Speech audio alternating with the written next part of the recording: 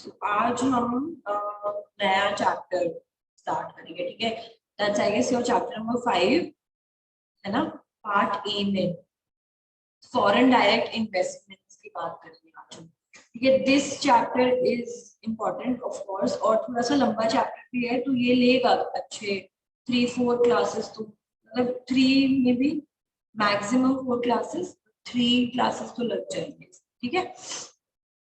अच्छे से समझते चलना जो भी मैं इंट्रोडक्शन एंड एवरीथिंग। मैं आज काफी बेसिक ही कवर करने वाली हूँ, ठीक है। I am just going to give you the basics, ठीक है।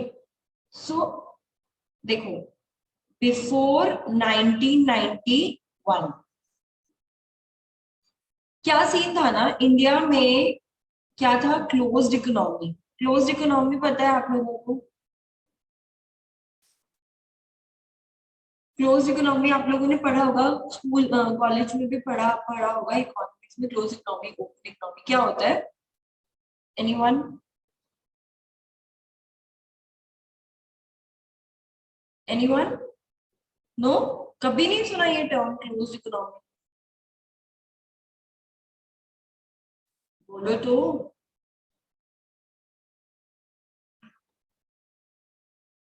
अरे at least respond. No idea, ma'am. देखो, क्लोज इकोनॉमी जनरली जो प्रॉपर डिटेलिंग है, that you can see it yourself, Google करोगे तो भी तुम्हें पता चल जाएगा, ठीक है।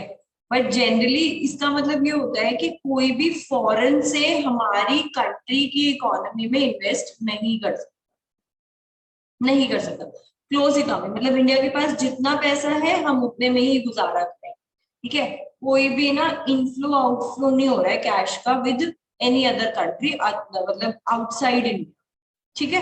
सो this is the closed economy. Open economy इसका उल्टा होता है, ठीक है, कि आपका जो है जो मतलब जो फॉरेन ट्रेडिंग है और जो फॉरेन ट्रांजैक्शन है, जो पैसे का आउटगोइंग इनगोइंग है with the other country, that is done in open economy, ठीक है। तो क्लोज इकोनॉमी थी। अब इसका रीजन क्या था कि क्योंकि 1947 की इंडिपेंडेंस के बाद, ठीक है, इंडिया ने ना बिलीव करना छोड़ दिया था सब, मतलब फॉरेनर्स को बिलीव नहीं करते थे। इतने साल का राज करके गए थे हमारे ऊपर, तो उनको यही था कि अगर हमने इनको इन्वेस्ट करने दिया, इनकी इन्वेस्टमेंट को हमने प्रमोट किया हमारी कंट्री में, तो बहुत जाहिर सी बात है इनका वापस से हमारी कंट्री पे से हो जाएगा, कंट्रोल हो जाएगा किसी ना किसी बहाने से, मतलब कि इन्वेस्टमेंट के बहाने से। They will have control and they will try to overpower India again, they will try to govern India again, ठीक है। तो इस डर से क्या हुआ था, जो इंडियन गवर्नमेंट थी उसने अपनी इकोनॉमी को क्लोज रखा था कि भाई हमें कोई फॉरेन इन्वेस्टमेंट्स नहीं चाहिए, हम अपने से गुजारा करेंगे, ठीक है। बट देन फिर क्या हुआ कि लेटर ऑन प्रॉब्लम आई। बहुत सीधी सी बात है, आपके अपने फंड्स हैं, आप कब तक उसको चलाओगे, ठीक है। तो क्या हुआ कि क्योंकि there were no foreign reserves, foreign reserves थे ही नहीं, ठीक है, no foreign reserves in India, तो इंडिया को क्या करना पड़ता था, लोन्स वगैरह के लिए, जाहिर सी बात है पैसे की तो जरूरत पड़ेगी ना, ठीक है। तो लोन्स वगैरह के लिए ना फिर वो वर्ल्ड बैंक को अप्रोच कर, सीधा। फॉरेन इन्वेस्टमेंट जीरो थी, फॉरेन रिजर्व जीरो थे, तो जाहिर सी बात है पैसा कहाँ से उठाएगा, आईएमएफ से, वर्ल्ड बैंक से, ठीक है। तो वर्ल्ड बैंक को अप्रोच करने लगा इंडिया लोन्स वगैरह के लिए। फिर 1991 में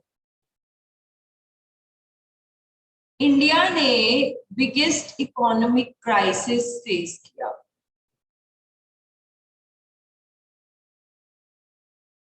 ठीक है, बिगेस्ट इकोनॉमिक क्राइसिस। इसमें उस टाइम के द देन प्राइम मिनिस्टर, ठीक है, जो कि थे पीवी नरसिम्हा राव जी, ठीक है। and along with him the then finance minister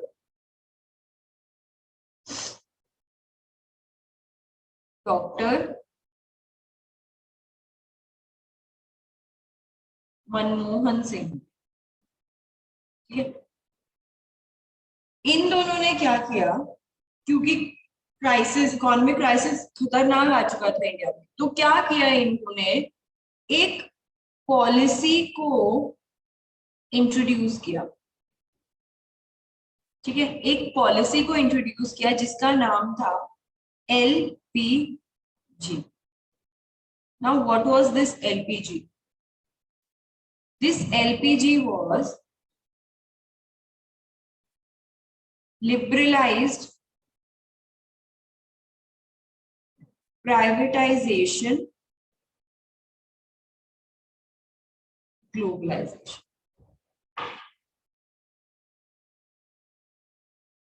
ठीक है, लिबरलाइजेशन कर लो, लिबरलाइजेशन, प्राइवेटाइजेशन एंड ग्लोबलाइजेशन। क्योंकि इतना ज्यादा इकोनॉमिक क्राइसिस आ चुका था इंडिया में, तो उस टाइम के प्राइम मिनिस्टर और उस टाइम के फाइनेंस मिनिस्टर ने एक पॉलिसी लॉन्च की जिसका नाम था LPG। It was liberalisation, globalisation, privatisation and globalisation. ठीक है, तो now what was this liberalisation? मतलब कि पहले हमारी क्लोज्ड इकोनॉमी थी, मतलब foreign investment were not welcomed in India, उसको ओपन इकोनॉमी कर दिया। इस पॉलिसी के बाद से फॉरेन इन्वेस्टमेंट अलाउ कर दिया गया। ठीक है, लिबरलाइज कर दिए रूल्स। प्राइवेटाइजेशन में जो प्राइवेट कंपनी थी, ठीक है, मतलब जो गवर्नमेंट बिजनेसेस थे बहुत ज्यादा जो लॉस में जा रहे थे, उनको क्या किया, प्राइवेटाइज कर दिया, प्राइवेट सेक्टर बोल दिया। ठीक है, क्यों? क्योंकि ये स्टडी की इंडिया ने कि जो फॉरेन कंट्रीज है वहां पे भी जो गवर्नमेंट सेक्टर के जो बिजनेसेस हैं, अगर वो लॉस में जाते हैं, वो बहुत ज्यादा अगर लॉस में चले जाते हैं, तो क्या करता है सरकार, उठा के उनको प्राइवेट कर देती है, प्राइवेट सेक्टर में कर देती है। ठीक है, उससे उनको बेनिफिट होने लगा, उन बिजनेसेस में बेनिफिट होने लगा। तो इंडिया ने भी ना यही स्ट्रक्चर अप्लाई किया प्राइवेटाइजेशन का। ठीक है, कि जो भी गवर्नमेंट सेक्टर की कंपनीज, चीज और बिजनेसेस लॉस में जाने लगे, उनको प्राइवेटाइज कर दिया। ठीक है, एंड ग्लोबलाइजेशन मतलब इंडिया इज एट पार मतलब equal, equal equal to other foreign countries.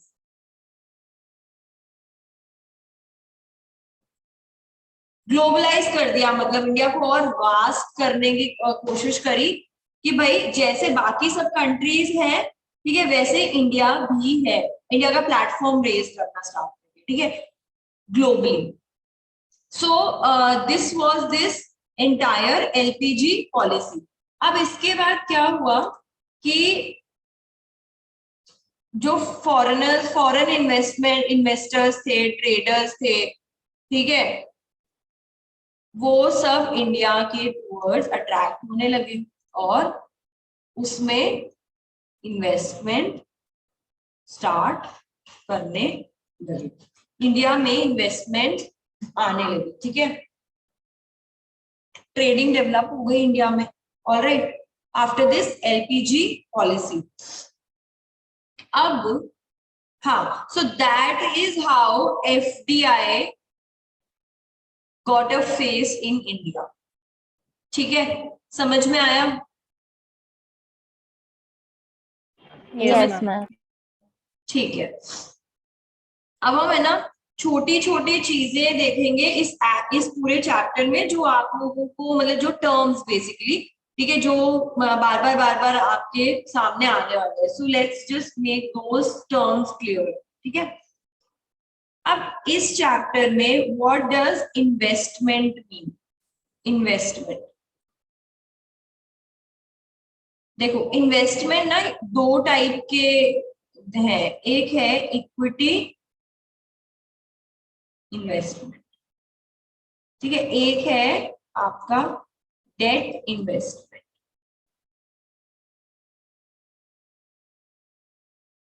So any idea equity investment and debt investment कभी सुना हो या any wild guess? Equity shares, देखो जब कोई इन्वेस्टर आपके कंपनी के इक्विटी शेयर्स ले लेता है, ठीक है, इन्वेस्टमेंट ही तो हुआ ना, वो आपकी कंपनी में इन्वेस्ट कर रहा है by way of buying your shares, है ना, राइट? समझ आया? सो Yes, ma'am. that is what? That is equity share, and this is known as foreign direct investment. कोई इन्वेस्टर आपकी इंडियन कंपनी के शेयर्स परचेज कर लेता है, ठीक है, तो that will be term as equity investment, ठीक है, okay. Then comes debt investment. Debt investment is basically external commercial borrowings. इसको क्या कहते हैं? एफडीआई कहते हैं, इक्विटी इन्वेस्टमेंट को, और डेट इन्वेस्टमेंट को बोलते हैं एक्सटर्नल कॉमर्शियल बोरोइंग्स। मतलब कि आप इसको लिख लेना, ठीक है, आप इसको लिख लेना। इक्विटी इन्वेस्टमेंट आप भी लिखवाऊं क्या? लिख लो, चलो। Money invested in a company by purchasing its shares, ठीक है, और ये है एक्सटर्नल कमर्शियल बोरोइंग्स में an investor lending money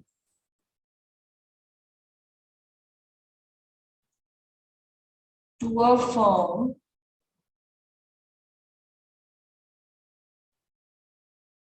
with the expectation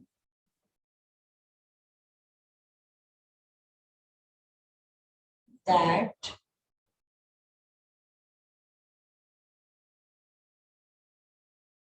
the borrower will pay back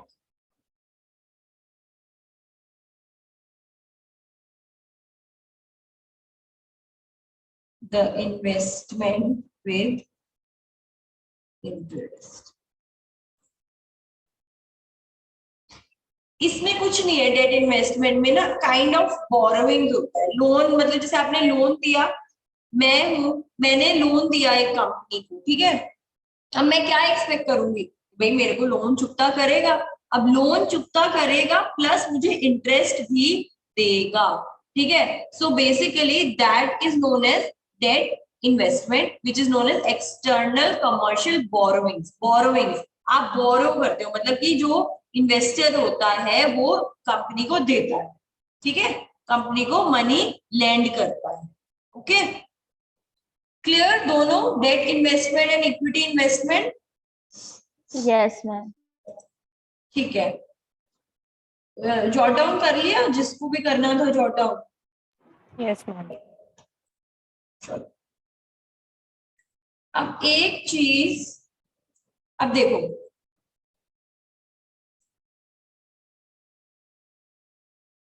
एक होता है टर्म परमिटेड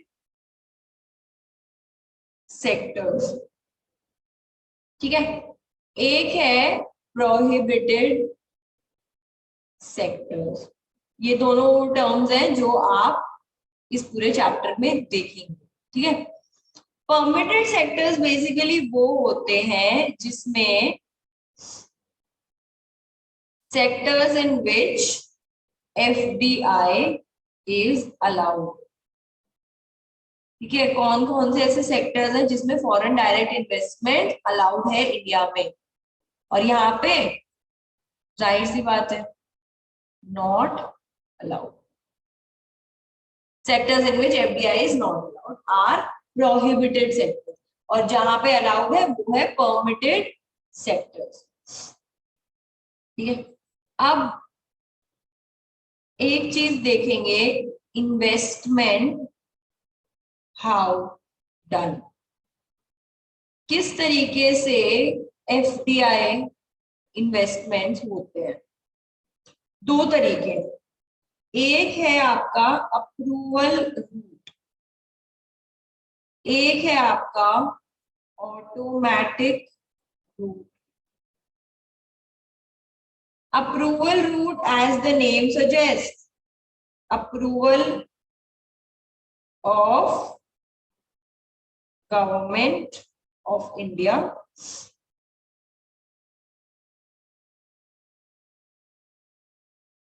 is required.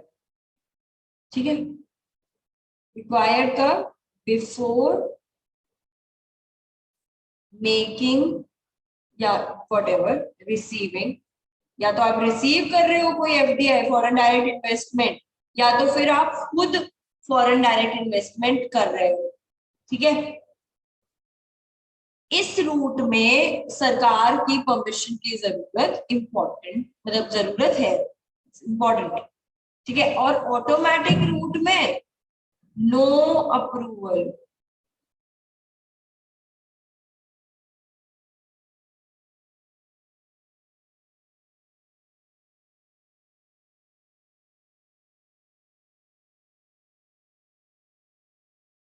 ठीक है, सरकार की जरूरत नहीं है ऑटोमेटिक रूट में। ओके, देन एक चीज आप पढ़ेंगे, सेक्टोरल कैप। सेक्टोरल कैप, इसका मतलब कि मैक्सिमम एक सेक्टर में आप कितनी इन्वेस्टमेंट कर सकते हैं। ठीक है, maximum investment allowed in a particular sector is called sectoral cap. ठीक है, जैसे फॉर एग्जाम्पल मानिए इंश्योरेंस कंपनी में आपको इन्वेस्ट करना है। ठीक है, अब उसमें जो आप मैक्सिमम एफडीआई कर सकते हैं वो सपोज मानिए 50%। ओके, इंश्योरेंस कंपनी, तो इसका जो मैक्सिमम वैल्यू आ गई ना, तो इसका सेक्टोरल कैप क्या हो गया? 50%। 50%। ठीक है, कि आप किसी इंश्योरेंस कंपनी में अगर एफडीआई करना चाह रहे हैं तो 50% तक की लिमिट है। आप 50 करिए या 50 से कम करिए, 50 से ज्यादा आप अलाउड नहीं है करने। ठीक है, okay, then next is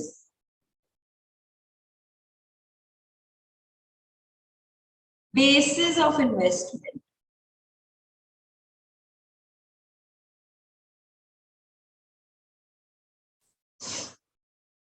investment किस बेसिस पे हो सकता है? पहला इज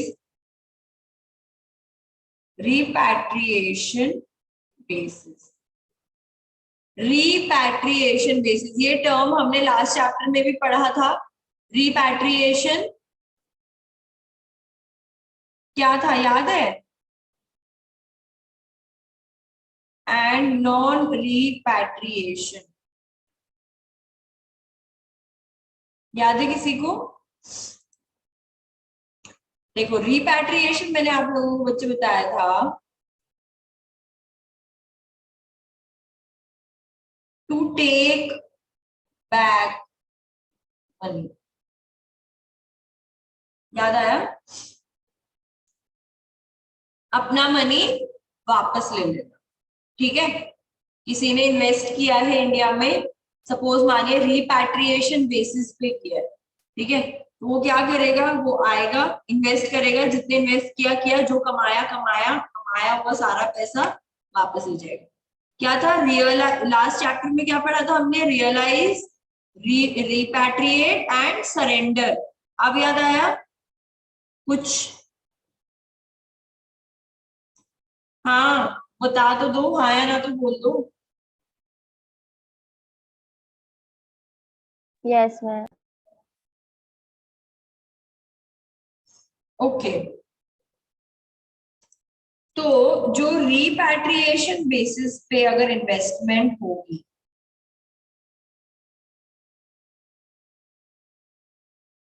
उसमें क्या होगा कि आप इन्वेस्ट करो इंडिया में, ठीक है, and you may take your money back without any restriction. कोई नहीं रोकेगा आपको, आप अपना आइए, इन्वेस्ट करिए, अपना कमाइए, मनी को ट्रिपल करिए, 10x करिए, जो करना है करिए, और अपना कमाया हुआ पैसा वापस आप लेके अपने देश लौट सकते हैं, ठीक है। कोई आपको अप्रूवल की जरूरत नहीं है, कोई आपसे सवाल जवाब नहीं होंगे, किसी भी तरीके की कोई रेस्ट्रिक्शन नहीं होगी। ऑलराइट, अब आता है नॉन रिपैट्रिएशन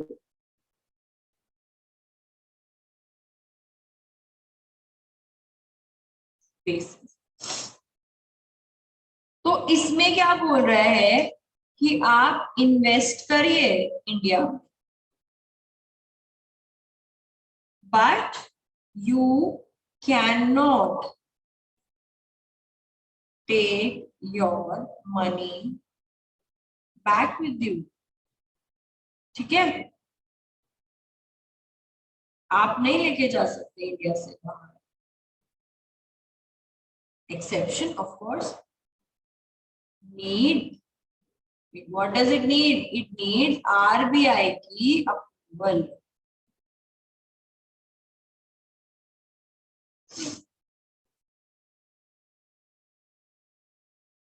अगर आपको पैसा लेके जाना है, अगर आपने एफडीआई किया है नॉन रिपैट्रिएशन बेसिस के ऊपर, और अगर आपको पैसा लेके जाना है, general rule is what, that you are not allowed to take your money back. मगर अगर आपको लेके जाना है मनी अपना, तो आपको आरबीआई के अप्रूवल की जरूरत होगी, ठीक है। This is non repatriation basis. Alright, example example investment in India, see suppose मानिए, अच्छा ठीक है, जैसे कि चाइना एंड इंडिया के जो वो थे, क्या नाम है, अभी कुछ टर्म्स अच्छे नहीं थे, ठीक है, बैक 6-8 मंथ्स बैक।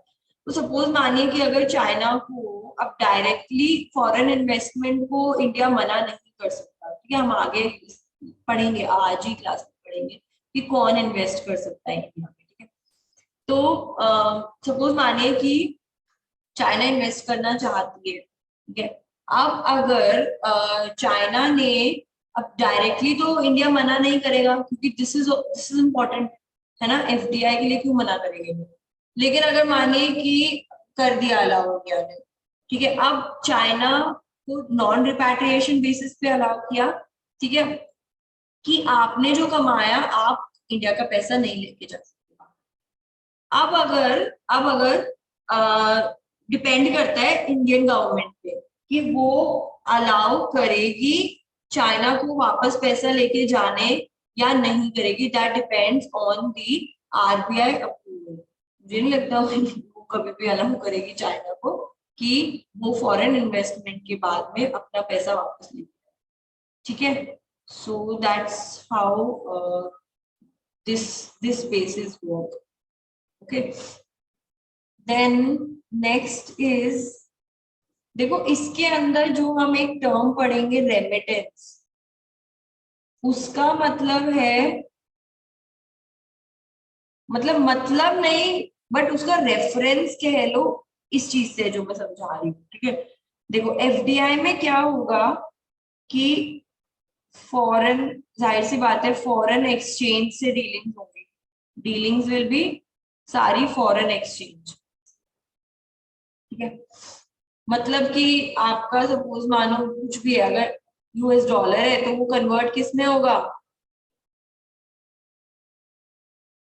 किस में होगा कन्वर्ट, INR आईएनआर में, रुपीज में, ठीक है। और वही कि अगर हम कर रहे हैं यहाँ पे तो INR से डॉलर में होगा, ठीक है। तो ये जो चीज है ना, ये जो इसको इसके रेफरेंस में बोला गया है यहाँ पे, दिस कन्वर्जन। अब ये जो कन्वर्जन होगा ये करेगा कौन? ये मैंने लास्ट चैप्टर में भी, फेमा में भी हमने इस चीज को पढ़ा था, रेफरेंस दिया था मैंने। ये कन्वर्जन की authorise dealer, right, AD convert करेगा ना। और ये यस मैम। कैटेगरी 1 बैंक, इस तरीके की कोई बात याद है? Category, yes ma'am. हाँ जी। तो ये पूरा जो सिस्टम है ये इस प्रोसेस से रेफर करता है, ठीक है, रेमिटेंस। ओके, अब next we will come to what does FDI mean. FDI meaning, FDI meaning,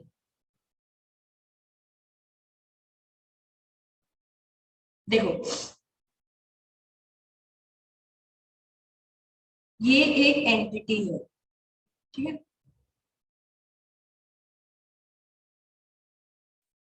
ये एक यहाँ पे बिजनेस, ठीक है। Now this is country 1 and this is country 2। अब क्या है कि कोई एक एंटिटी है जो कहाँ है, कंट्री 1 में सेटअप है, वो इन्वेस्टमेंट करती है कोई ऐसे बिजनेस में जो कि कहाँ एस्टैब्लिश करना है उसको, कंट्री 2 में, ठीक है। तो ये जो दिस बिजनेस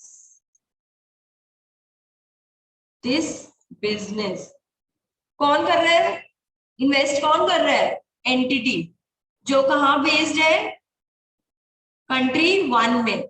तो ये जो इन्वेस्ट कर रहा है तो कंट्रोल भी किसका होगा, एंटिटी। एंटिटी का, ठीक है। वो इन्वेस्ट कर रहा है तो गवर्नेंस किसकी चलेगी, उसी की चलेगी ना जो इन्वेस्ट कर रहा है। तो इन्वेस्ट कर रहा है एंटिटी जो कि कंट्री 1 में बेस्ड है, ठीक है। तो वो this this business is controlled by this entity, ठीक है, by this entity based in country 1 या अदर कंट्री कह लो, यहाँ पे एग्जाम्पल दे रखे तो कंट्री 1 में बोल रही हूँ। तो ये जो पूरी प्रोसेस है ना, ये जो पूरी process, this is your foreign direct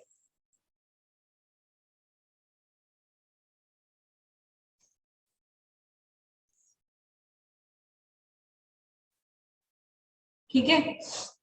मतलब कि जब कोई एक एंटिटी दूसरी कंट्री में बिजनेस के लिए इन्वेस्टमेंट करती है और उस एंटिटी का, जाहिर सी बात है क्योंकि वो इन्वेस्ट करती है तो सारा कंट्रोल एंड पावर उसी एंटिटी की हो जाती है, that is known as what, foreign direct investment और FDI, ठीक है। नाउ जस्ट लेट्स, समझ आया क्या होता है? Yes ma'am. तो it is basically an investment in the form of controlling ownership।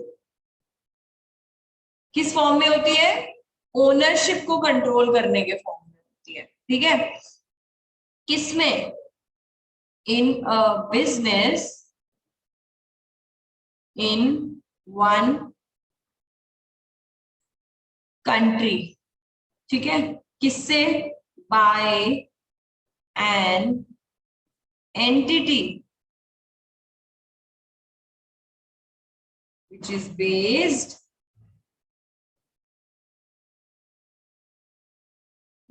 based in another country, right. यही समझाया है मैंने, पढ़ के देखो एक बार, एग्जाम्पल देख लो।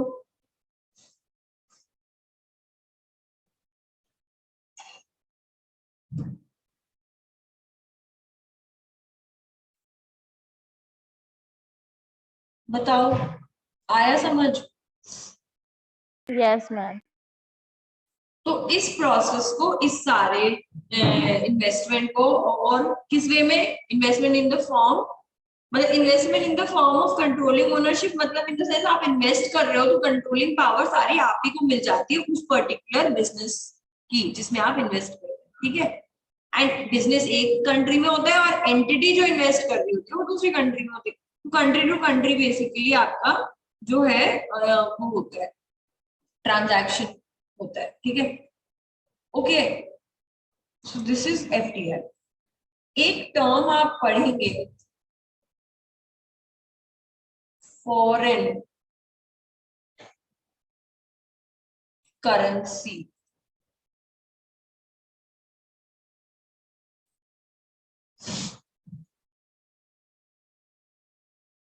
Convertible bonds, FCCB, FCCB. देखो,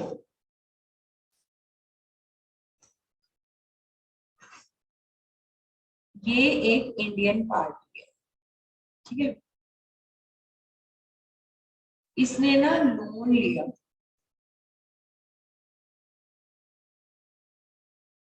किससे लिया?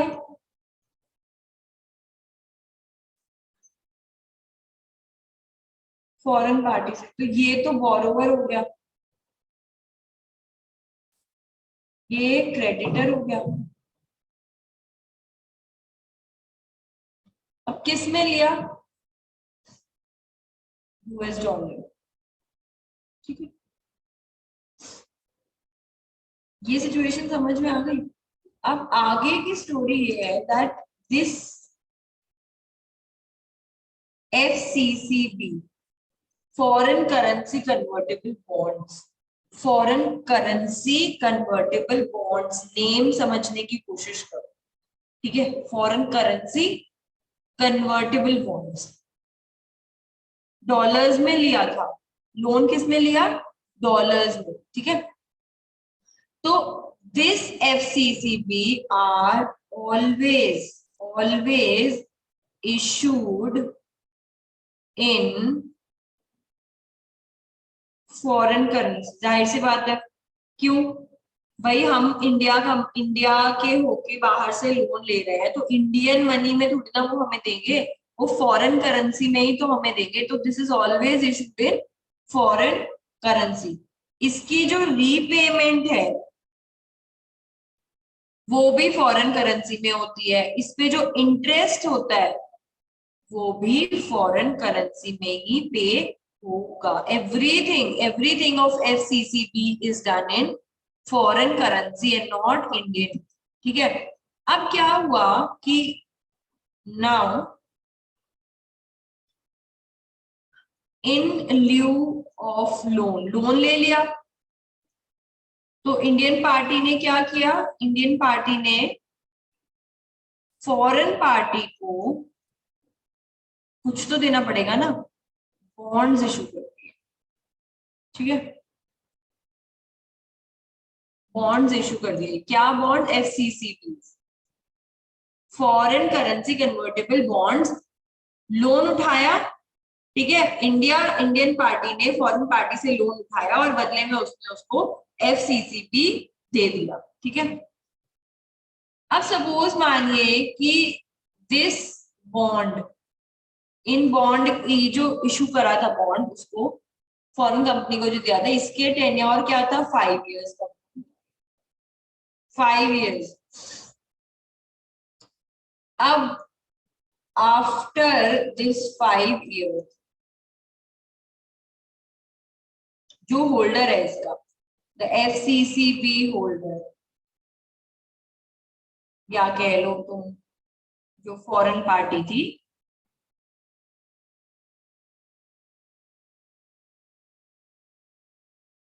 इसके पास दो ऑप्शन है, एक तो रीपेमेंट ऑफ लोन या फिर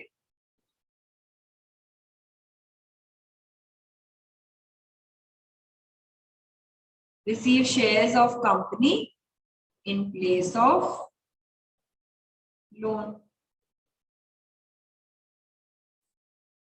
ठीक है, तो अब 5 साल बाद इंडियन कंपनी नहीं दे पाई पैसा, नो मनी, उसके पास पैसा ही नहीं था टू रीपे द लोन। ठीक है, तो क्या करेगी तब Indian party will give the foreign party equity shares, equity shares देगी। अब लोन पे करने के तो पैसे हैं नहीं, तो ये ऑप्शन तो खत्म हो गया। एंड में क्या बचा कि Indian party loan sorry shares दे दे अपनी कंपनी के, ठीक है, फॉरेन पार्टी को जिससे लोन उठाया, तो वो इक्विटी शेयर्स उसको दे देगी। ठीक है, दिस कन्वर्जन, फिर क्या आ गए हम वापस उस पॉइंट पे आ गए जहां पे कन्वर्ट होगा। मैं बताया था आपको, कहाँ गया, जो ये रेमिटेंस वाली चीज हुई थी। ठीक है, कि जो डॉलर है वो इंडियन रुपी में चेंज होगा और जो इंडियन रुपी है वो डॉलर में चेंज होगा। ठीक है, तो यहाँ पे जो सिचुएशन है वो हमारी वो ये है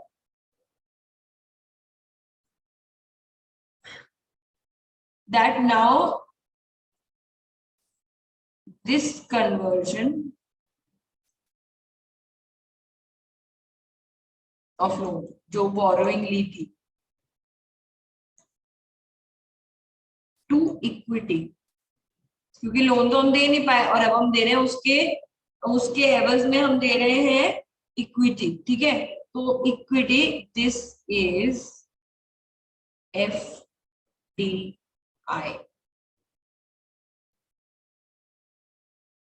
ठीक है,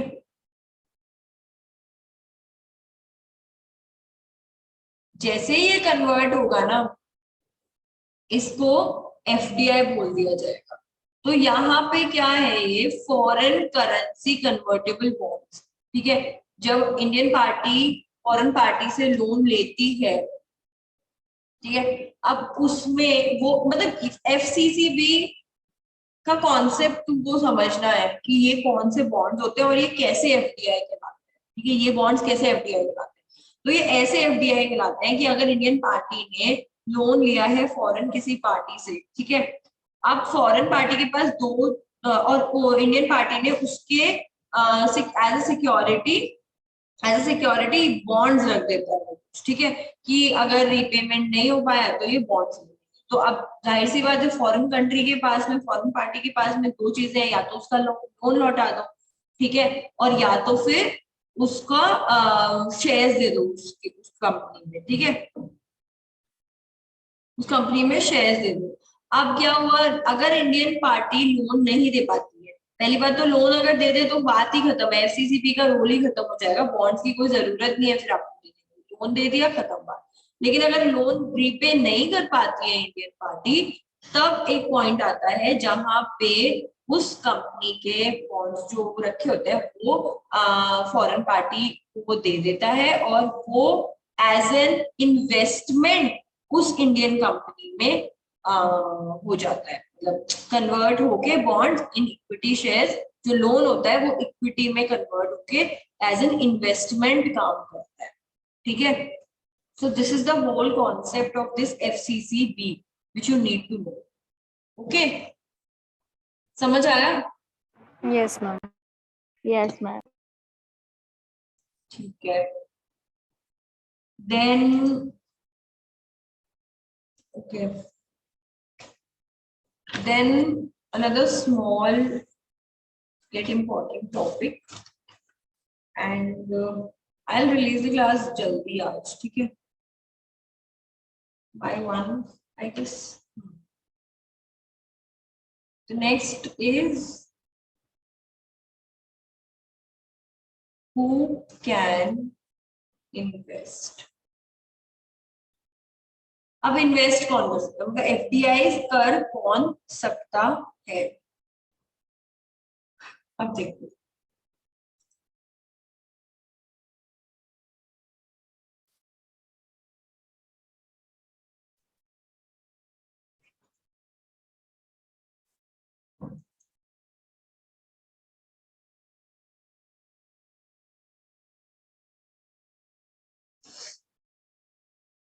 पहला पर्सन अ नॉन रेजिडेंट एंटिटी, पहला तो है non resident, non resident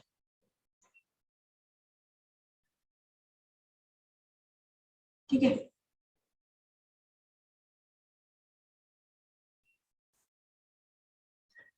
then है एनआरआईज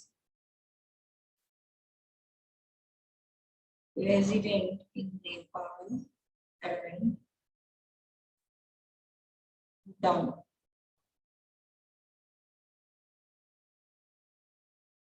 So these overseas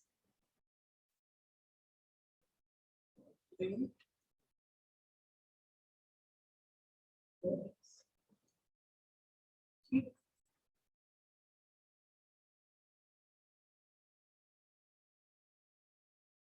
उसके बाद है आपका company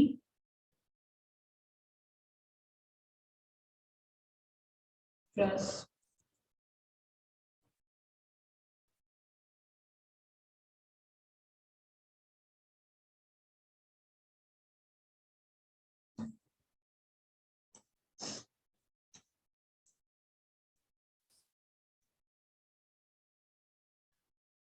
partnership form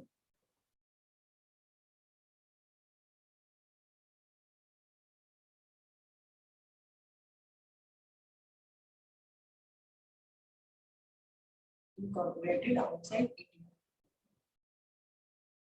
Then you have FII and FPIs. ये कौन होते हैं? FII होते हैं आपके foreign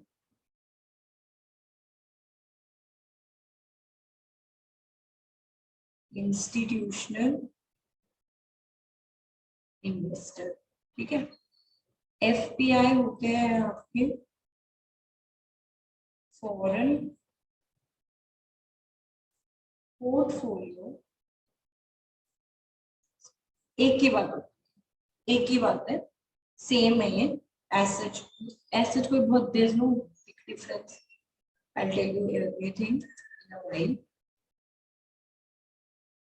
then we have एफवीसीआईज।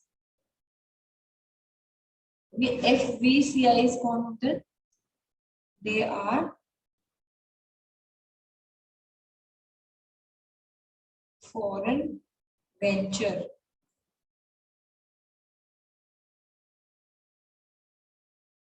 Capital investors.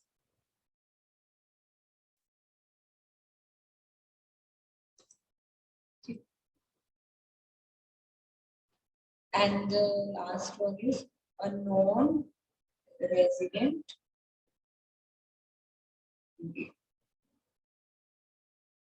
How many points?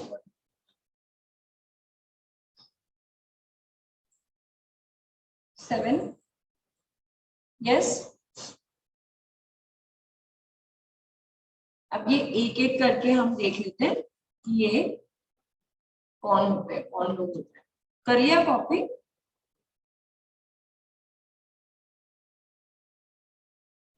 Have you jotted it? Yes, ma'am. ठीक है। पहला is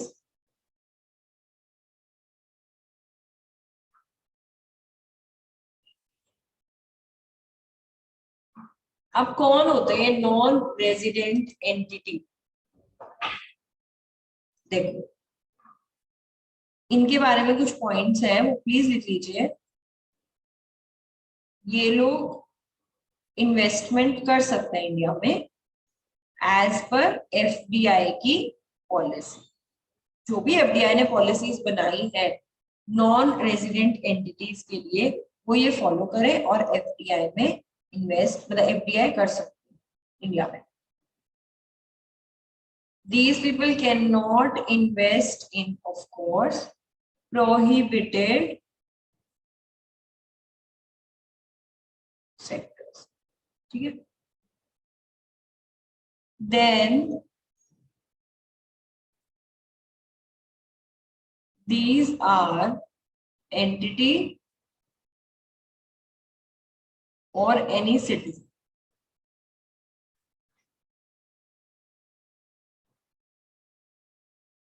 who are from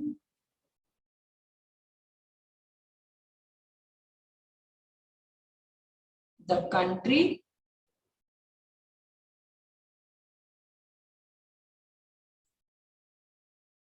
which shares borders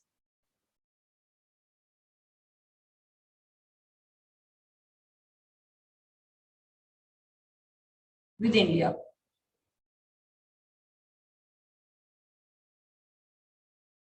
So basically, sorry,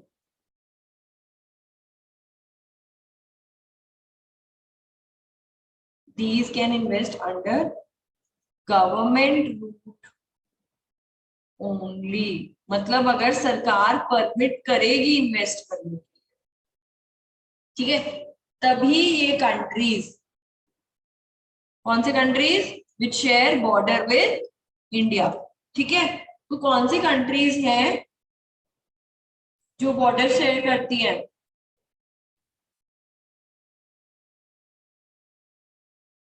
ma'am Nepal, Bhutan, China, Pakistan, देखो अफगानिस्तान। नेपाल भूटान तो हटा दो, नेपाल भूटान तो मतलब कि इंडिया ही है, ये मान लो। ठीक है, नेपाल भूटान के सिवा बताओ। चाइना और चाइना, पाकिस्तान, अफगानिस्तान, उज्बेकिस्तान भी I guess. No no no, Kazakhstan कैसे करता है इंडिया के साथ शेयर? नो, इनफैक्ट अफगानिस्तान भी नहीं करता। नाम करता है अफगानिस्तान। ऊपर छोटा सा। हाँ। अच्छा, देन बांग्लादेश, राइट? श्रीलंका, श्रीलंका मान सकते हैं। ठीक है, तो जो कंट्री इंडिया के साथ बॉर्डर शेयर कर सकती है, करती है, वो नॉन रेजिडेंट एंटिटी में आते हैं। नेपाल भूटान के प्रोविजन अलग है, ठीक है, वो हम अभी देख लेंगे। ओके, तो वो ओनली गवर्नमेंट रूट, मतलब गवर्नमेंट रूट मतलब कंपल्सरी गवर्नमेंट की परमिशन लेनी पड़ेगी आपको before investing in our country. ठीक है, उसके बाद इसमें एक और पॉइंटर है दैट सिटीजन्स ऑफ, सिटीजन्स या एंटिटी, जो भी एंटिटी या citizens of Pakistan and Bangladesh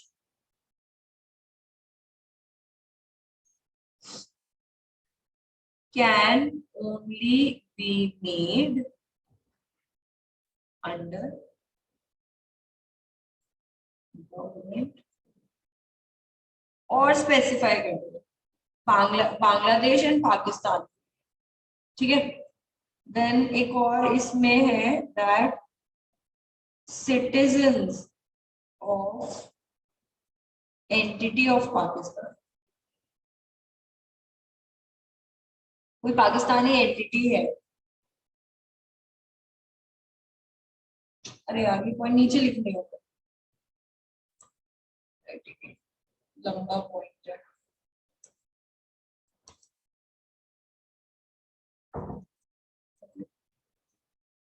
So if there is any entity of Pakistan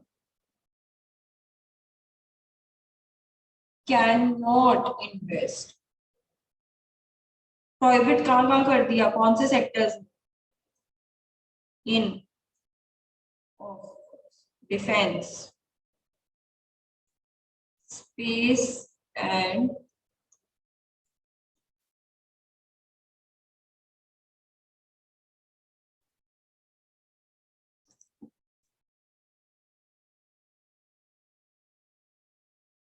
defence, space, atomic energy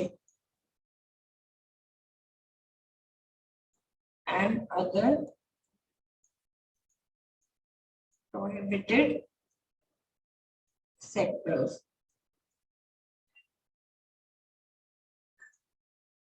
Pakistan कहाँ नहीं इन्वेस्ट कर सकता, इंडिया की कौन से कंपनीज में इन्वेस्ट नहीं कर सकता Pakistan? Defence, space, atomic energy and other जो प्रोहिबिटेड सेक्टर्स बोले जाएंगे बाय द गवर्नमेंट, ठीक है। All these are like self explaining कि पाकिस्तान को हम क्यों अलाउ नहीं कर सकते इंडिया में इन सेक्टर्स में इन्वेस्ट करने, ठीक है। Then second was what?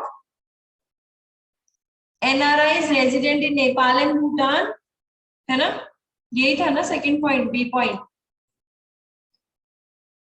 तो these people can invest, these people are permitted to invest in the capital of Indian companies on repatriation basis. Very liberalized rules, ठीक है, कि नेपाल और भूटान का अगर कोई सिटीजन है, अगर कोई एंटिटी है और उसको FDI करना है इंडिया में, तो वो यू आर मोस्ट वेलकम, आप आइए, आप इंडियन कंपनीज में इन्वेस्ट करिए, ठीक है। और आप रिपैट्रिएशन बेसिस पे आ सकते हैं, जो इन्वेस्टमेंट का मोड है, बेसिस है, वो आपका रिपैट्रिएशन बेसिस हो सकता है। What is repatriation basis? मैंने बताया था, मैम मनी अर्न करके वापस लेके जा सकते हैं बिना किसी रेस्ट्रिक्शन के। वेरी लिबरल, वेरी लिबरल, है ना।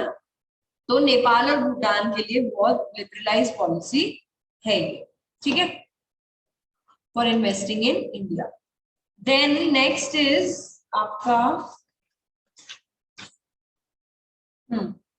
ओवरसीज, फोर्थ है ना, नहीं सॉरी थर्ड, सी, उस थर्ड फोर्थ सेम सेम सा ही लगेगा, सेम सेम सा ही है ये। Overseas corporate body, OCBs। देखो, अब अगर कोई कंपनी है या फिर आपकी कोई पार्टनरशिप फॉर्म है या कोई सोसाइटी है, ठीक है, या कोई बॉडी कॉर्पोरेट है, इस तरीके का कोई भी अगर बॉडी है, ठीक है, तो बस इसका ध्यान रखना है कि इन विच 60% और मोर, 60% या उससे ज्यादा की जो ओनरशिप है, ठीक है, ये किसके पास है? NRIs के पास। जो नॉन रेजिडेंट इंडियंस हैं उनके पास ऐसी OCBs की, अगर OCBs में इन्वेस्ट करना है, उनके पास अगर 60% इनकी ओनरशिप है, 60% की इनकी ओनरशिप है, तो जो है वो इन्वेस्टमेंट कर सकते हैं, ठीक है, इन्वेस्टमेंट हो सकती है उसकी।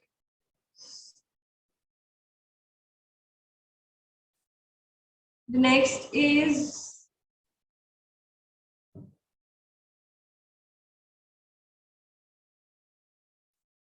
company trust पार्टनरशिप फॉर्म, ठीक है। incorporated outside India. ये कहाँ पे है situated? Outside India and owned or controlled by वही NRIs. ठीक है, तो ऐसे पर्सन्स भी कैन इन्वेस्ट इन इंडिया. इसके एग्जाम्पल देखो, पता है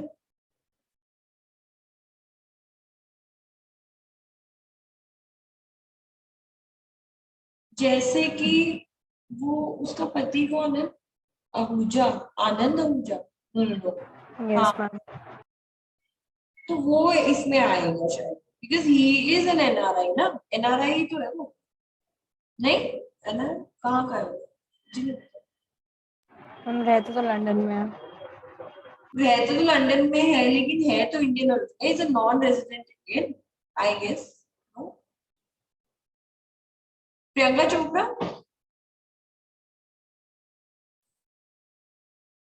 I guess.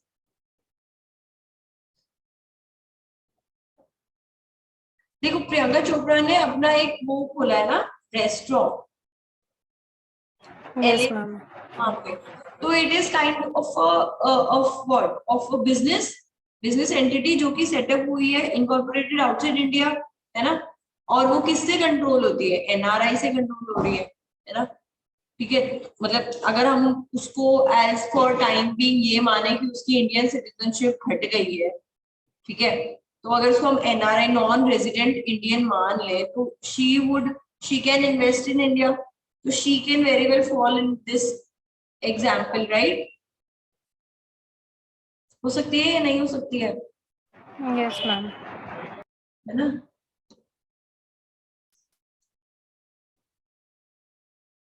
Then next is FII and FPI.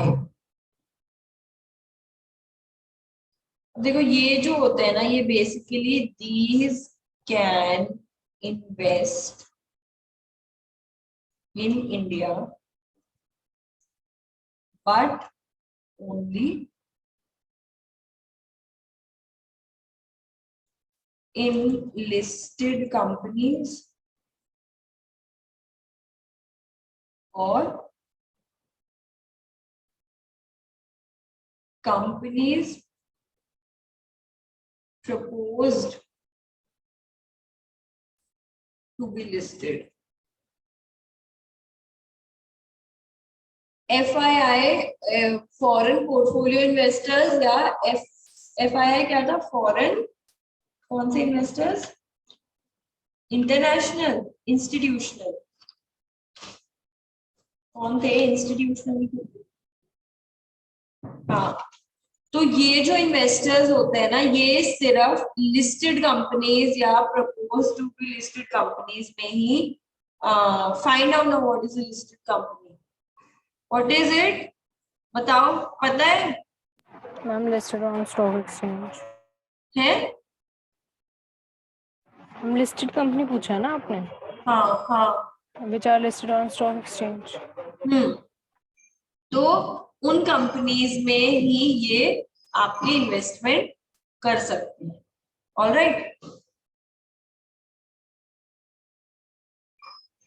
अब देखो इसमें ना एक रूल है कि अगर कोई सिंगल पोर्टफोलियो इन्वेस्टर होगा, ठीक है, सिंगल पोर्टफोलियो इन्वेस्टर है अगर, तो he can invest less than 10%.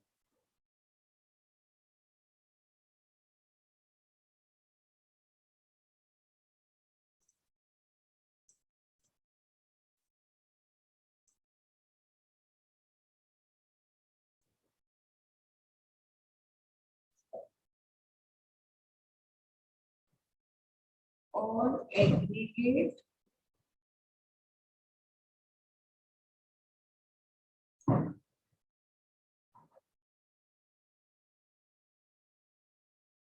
ये चीज मैं आपको अभी बता रही हूँ अच्छे से, मैं with example I'll clarify you in the next class because I am also getting confused in this point. But anyways, लिख तो लो एटलीस्ट कि जो सिंगल एफपीआई होगा ना, फॉरेन पोर्टफोलियो इन्वेस्टर होगा, वो 10% तक ही इन्वेस्ट कर सकता है इन लिस्टेड कंपनी में, ठीक है। और जो एग्रीगेट बता देती हूँ, दैट इज अप टू 24%, मतलब कि बहुत सारे पोर्टफोलियो इन्वेस्टर्स हैं, तो सिर्फ 5 पोर्टफोलियो इन्वेस्टर्स हैं, ठीक है। अब क्या है, इन सब का एग्रीगेट एवरेज निकाल के एग्रीगेट निकालेंगे इनका, और वो अप टू 24% तक ही होना चाहिए, वो इतना इन्वेस्ट कर सकते हैं एक लिस्टेड कंपनी में, लिस्टेड कंपनी, ठीक है। I'll still clarify this point, ठीक है। उसके बाद में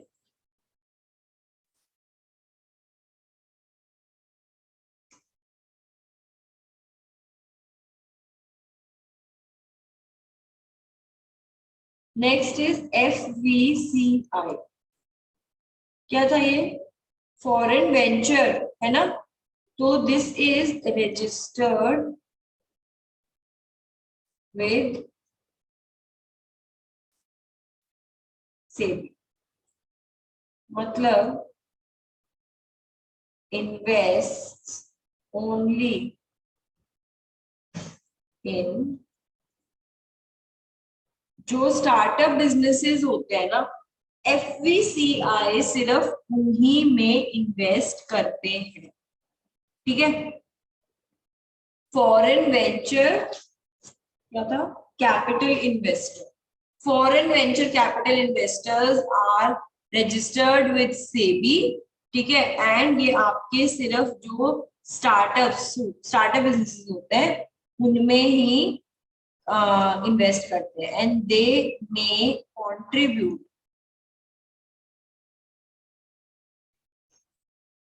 अप टू 100%, पूरी आपकी इन्वेस्टमेंट ये दे सकते हैं of the capital of an Indian, 100% of the capital में इन्वेस्ट कर सकते हैं FVCI of any startup in India, ठीक है।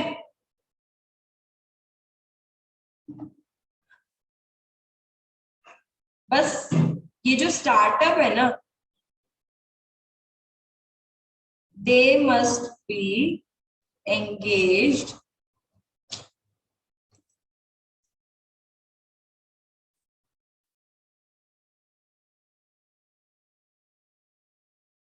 engaged in activity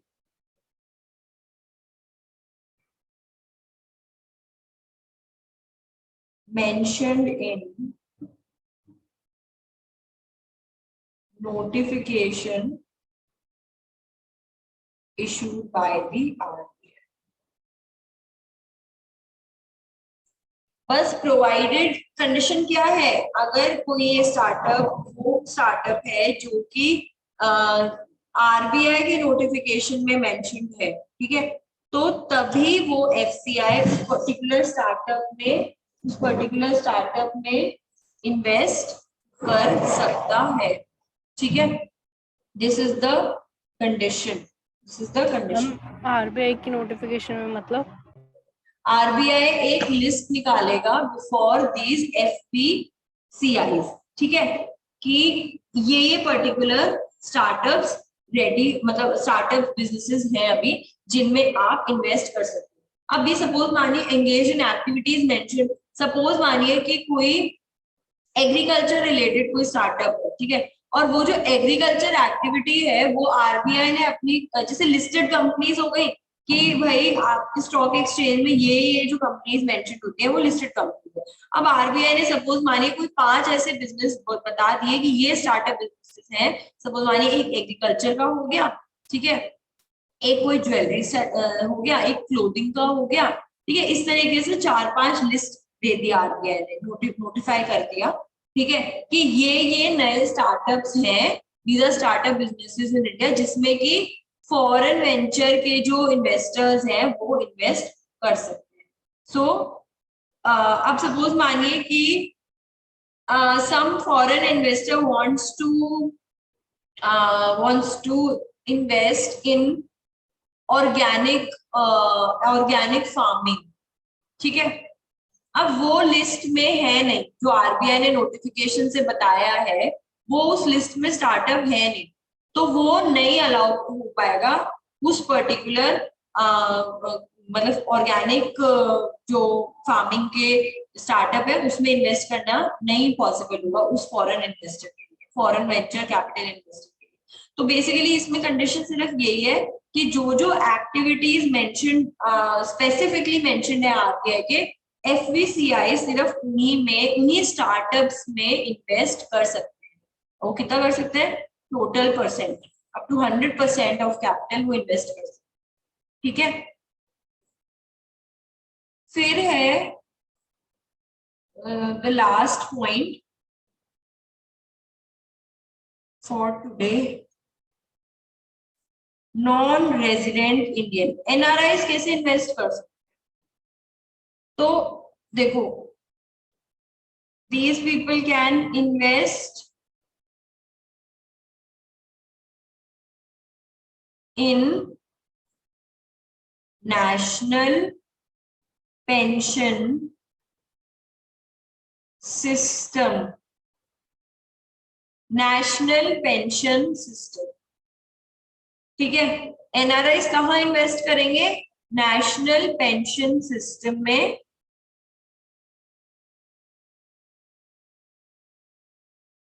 governed by pension fund regulatory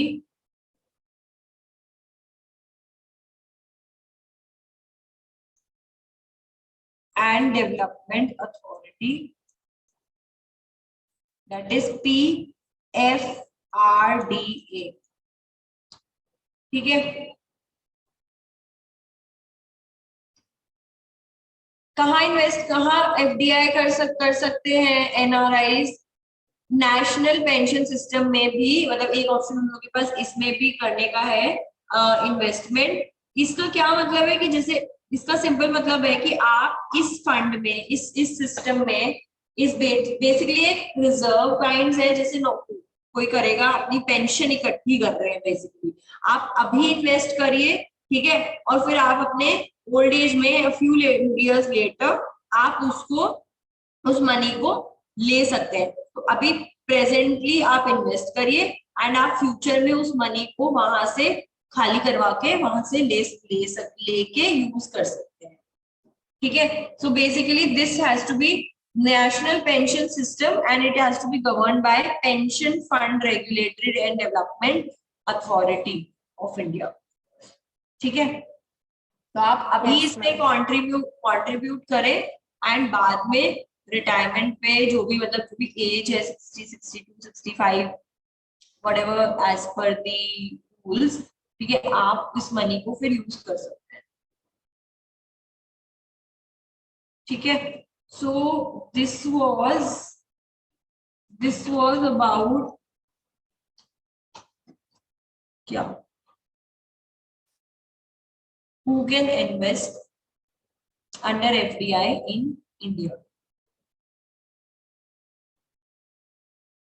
All right. So go through today's lecture. If there is any problem, you can just ask. Otherwise, फिर next ये basic था, और अगली class से फिर हम लोग मतलब प्रॉपर इस चैप्टर के अंदर घुस जाएंगे। आई होप उतना डिफिकल्ट नहीं लग रहा होगा, I don't no.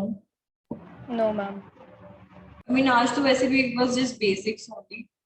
I'll try making this chapter a little more simpler and interesting. You should not be boring.